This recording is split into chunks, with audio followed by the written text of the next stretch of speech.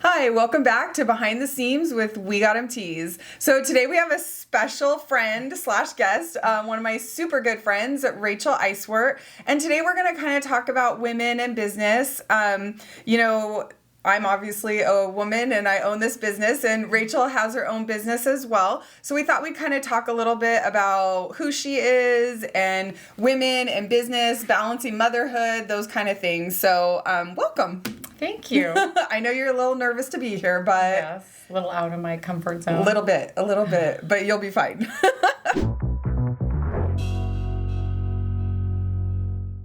Okay, so first off, just tell everybody a little bit about yourself. So my name's Rachel. I am a mother to 4 adult children. I'm married to an adult man for a lot of years. And my husband's a dentist right next door to your business. Yes. And we have a lot of fun there. A big part of my life is the employees at the dental office because they are part of my family. Yes. So I also have some rental properties, and I become very attached to the people that I work with in the rental industry. And I'm now a woman in the next phase of my life trying to figure out what to do now that my kids are grown. And you have an up-and-coming business, too. Do. Tell us a little bit about that one. So the last 26 years of my life, or maybe more, have been about creating a better place for my kids. And then my kids grew up and went into their adult life, and now I'm going to create a better place for my dogs. So I'm working on a pet project next door. It's called It's a Dog's Life. And really, it's a dog resort for boarding and daycare. But it's the foundation of the business is to create a day program for disabled adults. So that's really what the business is about. And I know that's dear to your heart. Yeah. You're dear to your heart. You have a niece and a nephew that you currently care for. Yes. My nephew, he is 31. His name is Gavin, and he has a sister, Shelby, and I take care of both of them after my sister passed away in 2023. So I'm creating a job, really, for my nephew. And a place for all of us dog lovers to place our dogs when we're out on vacation, and they're going to be well-loved. Definitely. No cages. That's a big deal. I think everybody's super, super excited about that for sure. Did you always know that you wanted to own a business? Was that like when you were growing up through school? Was it something you aspired to? How did you kind of fall into that? I would say no. I never really thought about that. I knew I wanted to do something that made a difference for people. I wanted to help. And so it kind of just morphed into where I am. How do you think that being a business owner as a woman is, like, do you feel like you navigate that differently than you would if you were a man or than men do? Yes. 100%. I do too. I feel like I navigate that. I think the people are, like, paramount to me, the people in my business. Oh, I think it's good that I have my husband working with me. Yeah. Because I would It's a good probably just balance. give everything away. Right.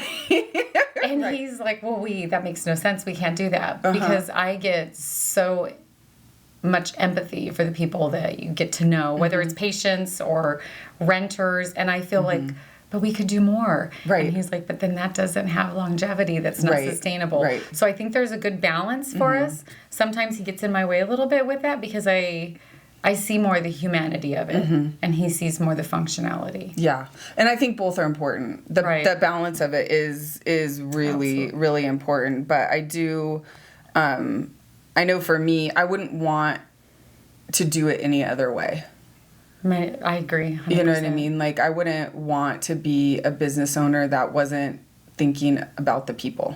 Like, I just wouldn't feel that, like, making the money and stuff like that wouldn't fill what I was looking for as a business owner, if that was all it was. I agree. You know what I mean? So so I know, like, when you married Joe, he was already a dentist, so you kind of fell into that a little bit. But then you eventually started, buying properties, and you manage all of these properties. What kind of led you down that road to start thinking of that as more of a business entity?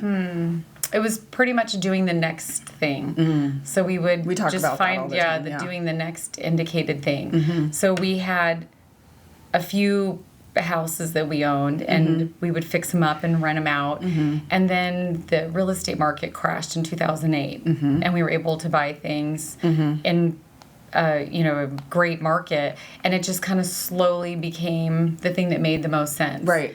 And I love it. I would take a really ugly house and see how we could make it look great. And turn it into somebody's home. It was a reinvention. Do you think there was a moment where you were like, yeah, this is working? Like, did you ever question, like, the validity of it? Like, are we going to make money on this? Are we not? Like, was there a moment where you were like, this is going to work? In 2016, Joe wanted to buy an apartment complex, and I was firmly convinced that we were going to become bankrupt from it. I was completely against it, and I liked what I knew. Right. I liked having these little houses that I could have easy control over, and I felt that taking the next step, my mind went immediately to the worst. Like, we are going to end up losing our house, and we're going to be bankrupt, and it's just going to be all bad. And he says, "What? Let's just try it." Right. So once we took that step, and I almost was forced into it because he was going to do it. And now I realize that it was absolutely the biggest thing we could have ever done to create passive income for ourselves. And it was the right thing. So I had to And you're also creating just like more housing for people. You know what I mean? So I think that's amazing. To be able to create those opportunities for people. And I know one thing that I admire about you is even when you're deciding on who you're renting to, even that is on a instinctual level. Paperwork's involved, but also you really take into account who they are. 100%. You know what I mean? And it's not failed you. I basically look at the whole person because I think we can be easily put into boxes. Right. And by paperwork. Right. So I can see beyond that. And I'm fair. I try to be fair with people. And I do what I say I'm going to do. Right. And generally people will give me the same respect back. So it's worked. Yeah. And I think that's just it. Like, I mean, for me, I genuinely feel that people are generally good. Right. I do too.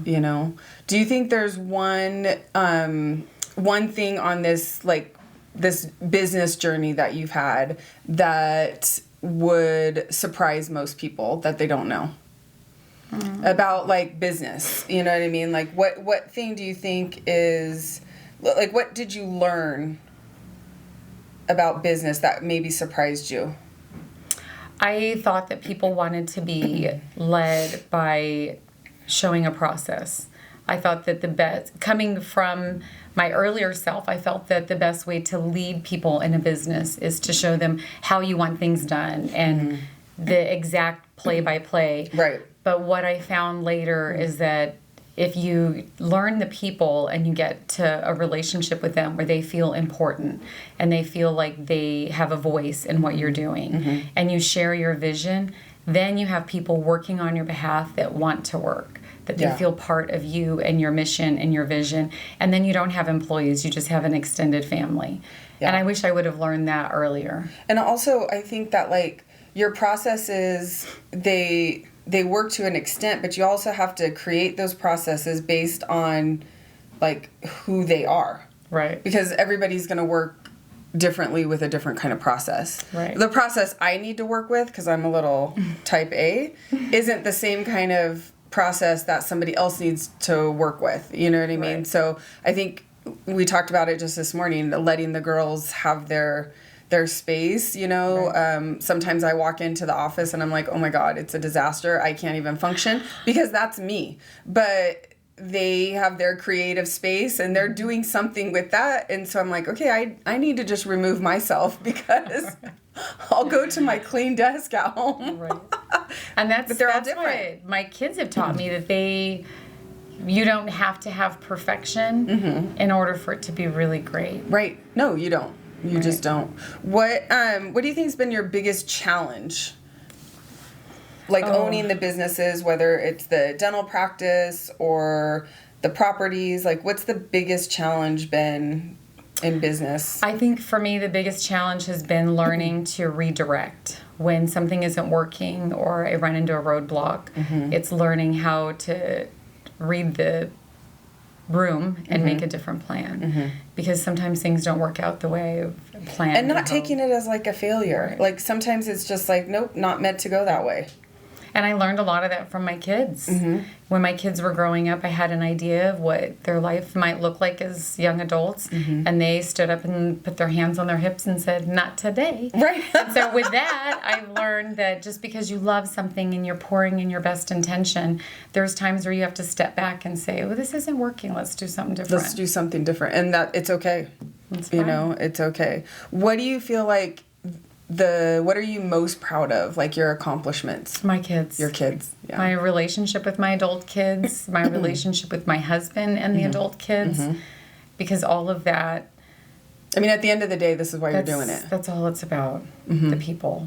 So it's my kids. I think that's interesting because I know George and I, we talk about this sometimes, that like when it doesn't matter if you're a mother, it doesn't matter if you're a business owner, a CEO, a firefighter, a police officer, or whatever. When you ask them what their biggest accomplishment, it will always be their kids. 100%. You know? And because the other parts of it, our life, like the business part of it, is for them and because of them. Right. You know what I mean? And it's an interesting question because really kids, I mean, that can't really be labeled as an accomplishment because anybody can have kids. But if you really put your heart into that interaction and that relationship, it defines you. It becomes such a close connection.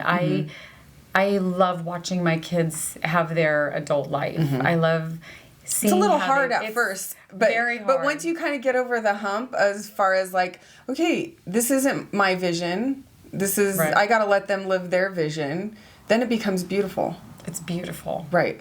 And easier. Way easier. Because then we're just like, this ain't my life. I can just do me. Right. Imagine that. That's Remember the so parts weird. of being a mom where you felt like you had to fix everything? Yeah. Like the ultimate fixer. And now it's just not that way. Not that way. No. And that's a hard lesson. It is. My gosh, is it? It's a really hard lesson. What do you think that you've had that you thought was a mistake but ended up being one of like your greatest victories? That's an interesting question. Buying the apartments. Buying the apartments, yeah. And I was really afraid. Yeah. I was actually digging my heels in and saying, I'm not doing this. Right. And it ended up being one of the biggest. It was the right thing. Yeah. But it's fear. I was afraid. And so I had to, now I look back and I realize that when I'm doing something new that is uncharted territory, I second guess. Well, you're also afraid of losing what you already have or already know. I mean, that is, you know, but walking through that is extraordinary. And you and I talk about that all the time, about the later in life reflection. Do you want it to be that you missed an opportunity because you were afraid?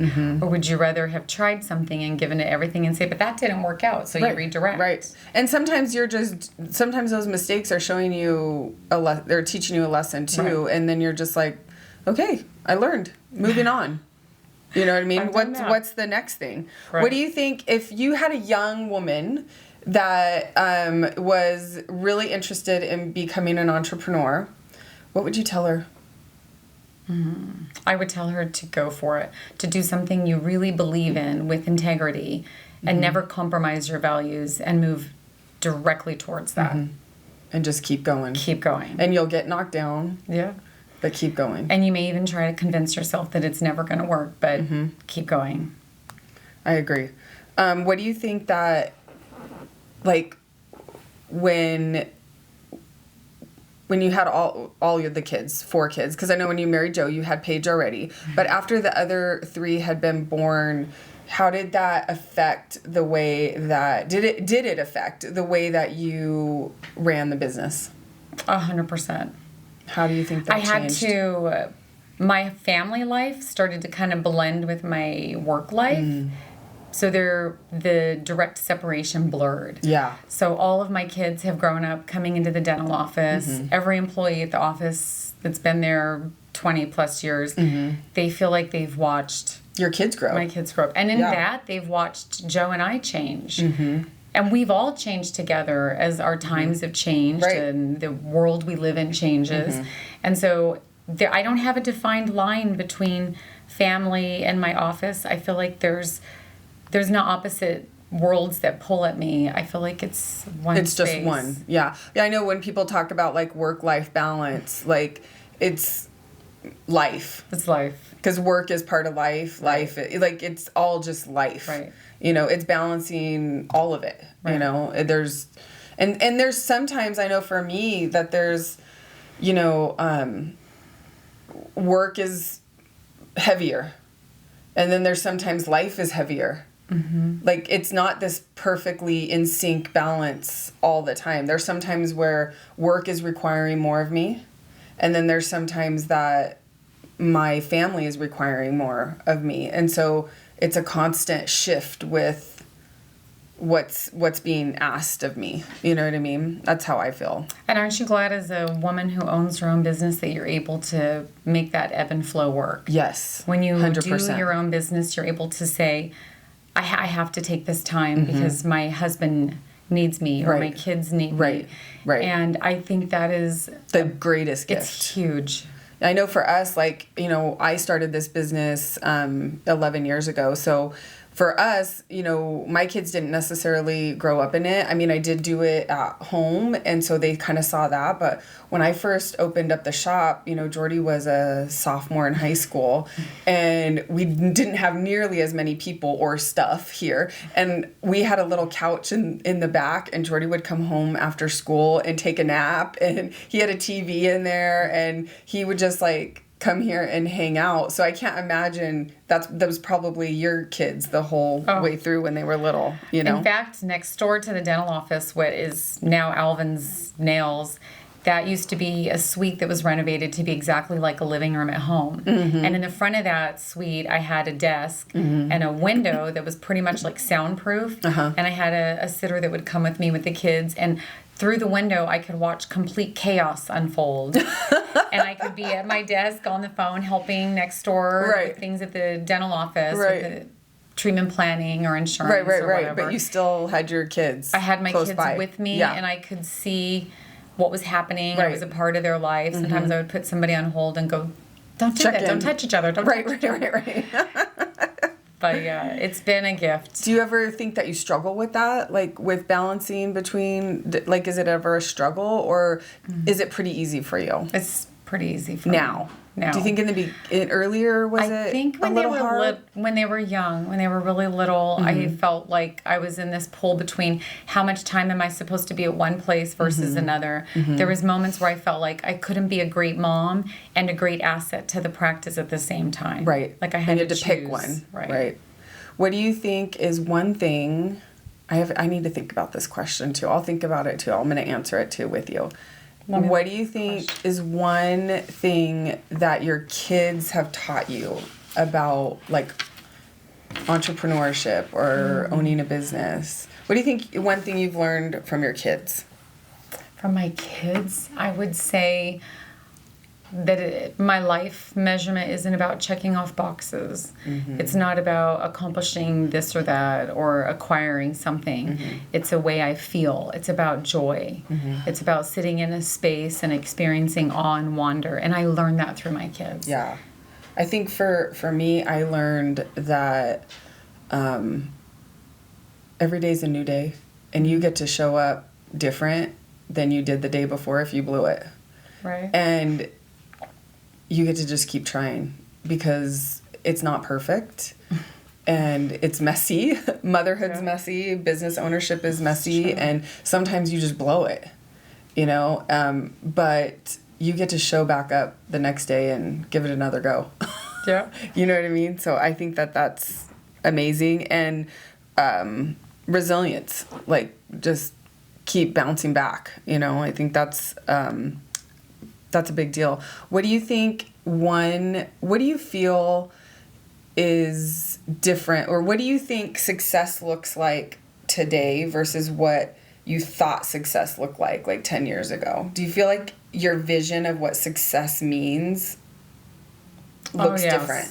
I think 10 years ago, success to me was not worrying about how I was going to make things work financially and having ease for financial things. But I think now success for me is about how I feel with something I've completed. To me, it's about that's how I wanted that to go. That served me and it served the person I was working with.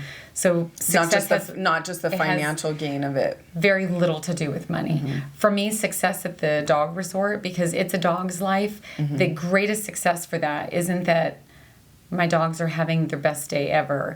It's that the dogs would be having a great day ever, but also I'd create a program where disabled adults feel like they're needed and they're important and they're doing something that's valuable. I think for me, I feel I'm like a little behind you in that evolution. So I feel like, you know, for me 10 years ago when I started the business, it was really about like, can I help make some money? You know what I mean? Can I help pay the electricity bill? Can I help buy groceries? Like that's why that would mean success to me. And now to me it means can I give myself the financial freedom to visit my grandkids when I want to or help my kids when I want to. Like to me, I think that's kind of where I'm at right now is I want to get to that space where, you know, so I think to me, it's still about the money a little bit. It'll always have that. Because I want, and that sounds bad when I say it's about the money, but it's about what I can do with the money for my family. And that's the connection. So you realize, and that's just life, that having the money to buy plane tickets to go see your kids, it's all still going back to the connection of your children. Right. I have friends that are residents at Sterling Inn, and I spend a fair amount of time at Sterling Inn with Adele and Paul. And one of the things that I absolutely have learned in the walls of Sterling Inn is the reason that those people are generally there is because they don't have that connection. They don't have children that they go visit. They don't have somebody that everything was about. Yeah. So when you talk about building this business and I talk about the dental office and my rental properties and all the things that we reach to do and make connections, it still goes right back to feeling connection. Yeah. The human connection. I think our kids and our grandkids, George and I were talking about this the other day, like at the end of the day, our real legacy is our kids and our grandkids. Like when I'm gone, they're going to remember that I was here. That's right. And I want them to remember that I was here, you know, and so I need to be there for them. And what would you want your grandkids to remember about you? I would want them to remember that I was available, even if I wasn't always there physically because they live on the other side of the country. I would want them to say she was always available. If I called, she picked up. Yeah. If I was in a jam, she helped me. If I needed her, she was there. That's what I want. I agree. I just want them to know that I was there. And even if I'm on the other side of the country, and I want that for my kids too. I want my kids to say that my mom was there. Because I'm not perfect. You know what I mean? And so to say that, oh, my mom, she was the best mom ever, and she was perfect, and she was this, and that's not the reality, because I'm not perfect, and I'm not always great, you know? I'm not. But what I can do is make sure I'm always available, and I'm there when they need him. And you do a good job of that. So for me, I think that's the most important thing. I agree. When you get, like, overwhelmed with stuff, how do you reset yourself? Like, what's your... I pretty much go to Amazon. Just kidding. I'm kidding. Online shopping, it really does help. It does Retail help. therapy. It really does help. I'm buying, like, hoping what tomorrow I might be able to wear or do. I do a little bit of that, truthfully. Yeah, but I think we all do that. But what like when your mind gets like out of sorts, because it happens to all of us, you know what I mean? You go down some stupid rabbit hole or whatever. How do you get yourself back centered where you need to be? I do use meditation. Meditation and breath work is a big tool for me. Yep. Because it helps me stay in the present. And talking to my nephew Gavin helps too, because He's so beautiful. the baby nephew is kind of just... he'll tell you how it is. He tells you how it is, and he's funny. And if you start thinking that you're really important, he'll make sure to tell you that you're not. That's so true. So I think, and I'll call you if I'm having a hard time. I'll call you, and you'll remind me of the greatness, which that's a good friend. A good friend reminds you of the things that are important to you and why you do the things you do. Especially when my kids have gotten older, I found that my connection to you was so important to me in navigating the relationship with my adult kids, because that is what we have in common. It used to be we had in common our sons were friends. And then for many years, what we had in common is that our businesses were in the same building. And then what our common connection became... Our adult kids. Yeah. Because navigating adult kids isn't easy. It's so hard. It's not easy. And I do feel like it's one of those things that we don't serve each other as mothers of adult kids if you're going around saying I'm best friends with my daughter. And maybe some people are. I don't know. But I think the reality is for me at least, having adult children is literally the hardest part of motherhood. And so, being honest about that, and then helping each other learn how to be the best mom that we can to our adult kids, because it looks very different than being a good mom to minors. So true. In fact, it was so hard for me, in my experience, having adult kids, that it made being married easy. Right. I don't even know how that's possible, but it was like... You're like, wow, this guy's actually a piece of cake. These fools are hard. Right? So true. It's so true. But I think just like having good friendships that you can be honest about those struggles, and for me it's really about like being honest about myself, because it's not just like, oh, my kid this and my kid, it's like, wait a minute, like I'm not perfect, I kind of messed up too a little bit, but that's okay. It's okay to mess up and keep moving, You and I are good at sharing our mess ups. We're like, oh, I really blew it today. You're not going to believe what I said. You know what the best part is about that? I realize, like, I've learned, like, with my kids is when you just own it, they're fine. Right. You know what I mean? I don't think they want you to be perfect. No. I don't think they need you to be perfect. They don't want you to be perfect. No. They just want you to be normal. And just be like, yourself. My gosh, I should not have said that. I mean, I've said things, to Fabiana, and then later I'm like, I am so sorry. I should not have said that. Right. Like, too. What a ding dong. You know what I mean? But I'm just... And then you and I laugh about it later. Then we laugh about it. And it's like, well, whatever. Who inspires you? Where do you get inspiration from? Oh, probably Brene Brown. I love Mel Robbins. My husband encourages me to do things that I'm like, oh no, we can't do that. We'll definitely be bankrupt. So Joe's a big inspiration, and you and I have really great conversations, and I think it's a good balance, because at times where I want to over control or I try to go through boundaries, you're like, maybe you should let your kids figure that out. Yeah. Because nothing's terrible is going to happen. You just got to let them figure it out.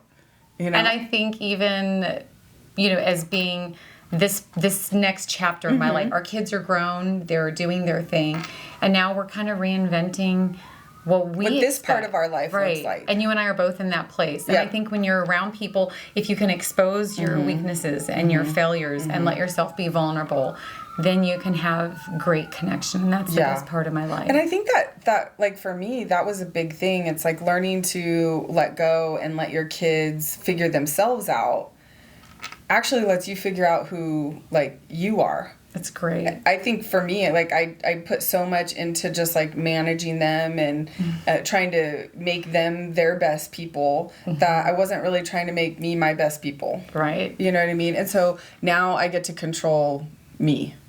So where are we going to go next? What's our next trip? Let's do something. I know. We do love to go on vacation.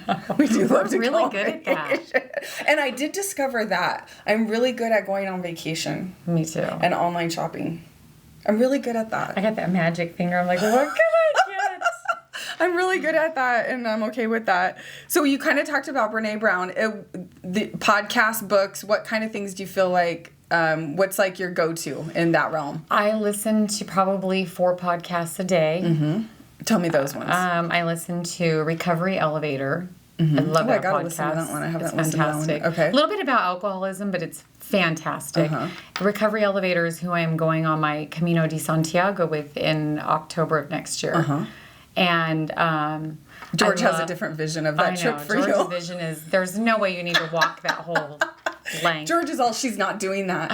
Rachel's not doing that. I'll drop her off 5 miles before the church and she can walk in. We'll meet you in Spain at an Airbnb. That's true. And then another podcast I listen to daily is Diary of a CEO. I'm very involved in the formulation of AI, and I watch it. I analyze it. I use AI. I feel like we have to. We have to, because I don't think it's going away. No. I think OpenAI is going to change the way most businesses work. And as older women, like, we're fools if we don't. We're going to get passed up quickly. Exactly. And our kids. It's going to change what opportunities are there for the kids. So I listen to podcasts all the time. I love Mel Robbins. So, and I like things that make me laugh, that make me think, that make me question what I believe. So I love podcasts. What are you currently working on to be better at right now? Pilates. Pilates. I am really weak in the core. Like, I don't know what has happened to me. And I'm generally the oldest person in every class I take. I have a friend. Are you getting better at it? How long has it been? You've been doing it for what? February I started. Do you feel like you're getting better at it? I would say very slow progress. But it's progress. Yeah, I keep going. I'm trying. I'm better at it than I was tap dancing. When we took tap dancing classes, that was really hard. I really liked tap dancing. That was kind of fun for me, but it's not for everybody. But I did have a really good time learning something new, and that was actually kind of interesting because I did tap dancing. I did last year, and it was hard. It was very hard to learn something so brand new at 51. That, like, my hands and my feet were going to go, like, in different directions at the same time, and I had to connect it to my brain, and then I had to remember the steps, like, and I've never danced. Like, this was a big deal, but when I did it, like, the sense of, like, accomplishment was a big deal. You were very good at it. Well, I don't want to say, I don't think I was good. I completed it. You know what I had a hard time, I felt like in tap, when I'm standing there as the beginner class in my mid-50s, I felt like my body doesn't listen to me. I have no control over what's happening with my feet. Pilates is a little easier for me because it's slower. And it was more like the rapid movements. You're like, they don't move that fast. I'm a statue in that class. I tried. I think I did 3 classes with you. And I'm like, you made it to recital. That is so impressive. And I did it. And I wasn't gonna do it because I was a little scared. But then I thought, no, I'm gonna do it and just say. And then I completed it. I'm so impressed. I wasn't able to do it this year. I started, but I did drop out this year. We had some things with the business come up and required me to kind of work a little bit more than I had last year. So I wasn't able to do it this year. But it's okay. I can always do it again if I want, Okay, so you ready for just, like, fun questions? Sure. Okay. What's one thing people would be surprised to learn about you? Last month I went 17 days without washing my hair. You did. I knew that when I discovered that. I'm like, I haven't washed my hair in a while, and I'm looking at my phone since my last hair appointment, and it was 17 days. And were you on vacation during that time? What happened? Absolutely not. You were just... I don't even know what happened. It just didn't seem like a fun thing to do, and I have great dry shampoos, so I'm like, 17 So you went with it, If you had an entire day with no responsibilities, how would you spend it? I'd probably finish watching the 5-Star Weekend. It's fabulous. Show. I haven't finished it. Or I'd try to find a way to Glen Ivy. Me too. I'd go to the spa for sure.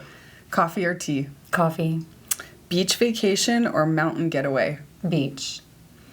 What's your guilty pleasure TV show? Probably.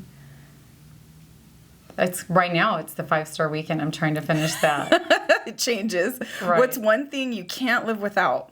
Coffee. Yeah, that's true. Remember Spain? Oh my gosh. You probably had 5 cups a day. Coffee. Every It's time my we favorite stopped. thing. I like it better than food. I almost like it better than Kim. Let's see. If someone gave you $10 million tomorrow, what's the first thing you'd do with it? Finish the dog resort. Yeah, for sure. And then buy a house at the beach. Oh, that'd be nice, right? Right. What's the best piece of advice you've ever received? Probably from Lou Mages, who was the trainer when I worked with Chrysler. And he looked me straight in the face and he says, if you do what you've always done, you will get what you've always got. Mm-hmm. And he's 100% right. That's true. I think about it all the time. What's the one item that's always in your purse? Lip gloss. Lip gloss. Let's see. If your life had a theme song, what would it be? Right now I'm thinking Golden Girls for me. Yes! I know. Golden Girls for sure. Maybe like the new version. Oh, I like that. Golden We could be like Girls. the We new are version. so on that path. We are. Amanda and I, we talk about that sometimes. We're like, okay, one day we're just going to have like a girl's house. And we'd have so much fun. That would be great. Yeah, so much fun. You know, I would we love could. that. I don't know if we could put the boys in a house all by themselves. We could build them a guest house. Maybe. We got to think about that. Or next door. If let's see, what's your dream vacation? Ooh, that's a good one because we've been talking about that. What's I your might dream need to vacation? I have to get to the Maldives. The I've not- Maldives. Yeah. To scuba dive? Wait, let me think. I'm watching the show on HBO Max called Calm, and they keep showing all of these little random places. And there's a place in Indonesia where you can dive with turtles, and I think I'd like to spend some time there. Okay. But I want to go back also to Spain. I love Spain. And Italy. And Italy. We need to go back there too. Which do you think you like better, Spain or Italy? Well, Spain for me, just because George speaks the language, so Yeah. it's a lot easier to like fall into a more relaxed, non-touristy like vibe. You know what I mean? Because it's just easier like that. But I do love Italy because I love church history. They have the Pope. Yeah, and they have the Pope. I love church history and I love art history, so of course I love going to Italy. But as far as like just hanging out kind of vibe, I love Spain because it's just easier to kind of connect with the people because George does speak the language. You know, I think that makes it a lot easier, you Yeah, know, it did. to get into that. Let's see. What's one thing that's on your bucket list? The Camino de Santiago. That's your bucket list. I have to do that. George is How just long are you wrong going to... about- George is wrong about it. It's going to take me, I think, 6 weeks. It's a 500-mile Hike. walk. I mean, it's pretty flat. It's still a hike. And if you do anything that's 10 500 miles it's a hike. I can't wait. And you think you're going to walk 10 miles a day. I'm going to do 5 miles, have lunch, and then do 5 How's miles. that training coming along? You know, I have not started, Right. but I am doing Pilates. The Pilates might carry you through. I walk around, like, in my life, and I'm pretty mobile. Okay, these ones are just rapid fire questions. Are you ready? Morning person, night owl. Night owl. Sweet or salty? Sweet. Books or podcasts? Podcast. Phone call or text? Phone call. Cook at home or eat out? Cook at home. Heels or sneakers? Heels. Introvert or extrovert? Introvert. Planner or go with the flow? Planner. Coffee order? Hazelnut latte. Favorite season? Summer. Favorite holiday? Thanksgiving. Favorite app on your phone? Oof. That's a hard one. That's a hard one. Life 360? Is that terrible? Where are they? I feel like if I don't talk to my kids, but I can see where they are, I'm like, oh, I know they're safe. You're so funny. Favorite place you've ever traveled? Oh. Maybe Saba. I did George love wants to go Saba. there. It is spectacular. One word your friends would use to describe you? Funny. One word you hope your children use to describe you someday. We were just talking about this. Kind. Kind. Yep. I think we did good. You survived. I did it. You survived. Okay, thanks so much, guys. We'll catch you on the next episode of Behind the Seams with WeGotEm Teas. Thanks, Rach. Thank you.